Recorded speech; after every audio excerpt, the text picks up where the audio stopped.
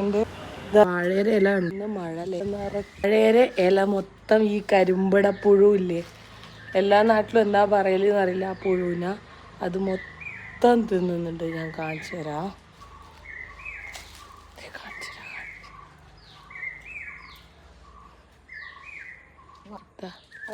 വാഴയുടെ ഇല ഉണ്ടോ, കംപ്ലീറ്റ് ഈ പുഴു ഇങ്ങനെതാ തിന്നിട്ട് ഇങ്ങനെ നശിപ്പിക്കുന്നുണ്ട്. അത് കണ്ട, നമ്മളെ നാട്ടിൽ ഇതിനെ കരിമ്പട പുഴു എന്ന് പറയും. എന്തുവാ ഈ പുഴു ഈ വാഴയുടെ ഇലയെല്ലാം ഇങ്ങനെ തിന്നിട്ട് വാഴേനെ ഇങ്ങനെ ഉണക്കും. എന്താ നമ്മളെ നാട്ടിൽ ഇതിനെന്നാ പറയുക, ഈ പുഴുവിനാ.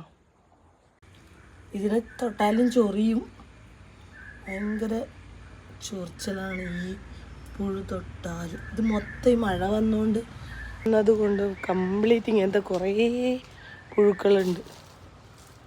പുഴു, പിന്നെ ഒരു തരം ഈ അട്ട പോലത്തെ ഒരു സാധനം, ഈ ഒച്ചിനെ പോലത്തെ ഒരു സംഭവമുണ്ട്. പുഴു എൻ്റെ താമരേൻ്റെ ഇതുണ്ടായിരുന്നു, അതിൻ്റെ ഇലയും കംപ്ലീറ്റ് ഞാൻ പറഞ്ഞ പുഴു നശിപ്പിച്ച് കാണിച്ചു തരാം. ഇത് കണ്ട, ഇതിൻ്റെ എല്ലാ ഇല കണ്ട, ഇലയെല്ലാം ഉണങ്ങി ആ പുഴു തിന്നിട്ട് നശിപ്പിച്ചതാണിതെല്ലാം.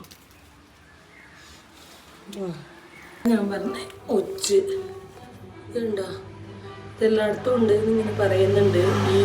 ഈ ഒച്ചിൻ്റെ പേരെന്താണെന്നറിയതാ,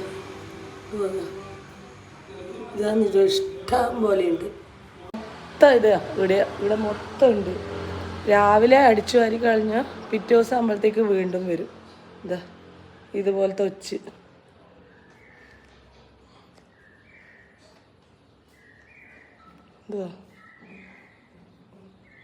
ഇതാണ് ഇവിടെ മൊത്തം.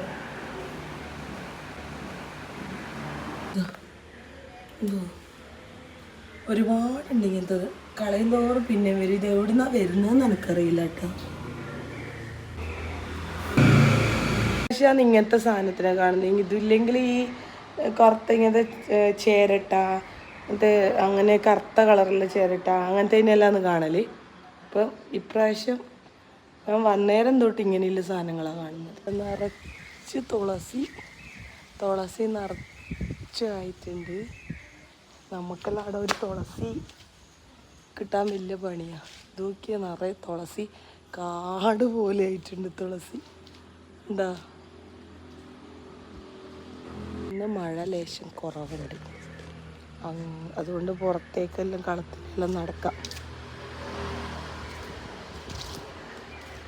ഇന്ന് കുറച്ച് വെയിലുണ്ട്.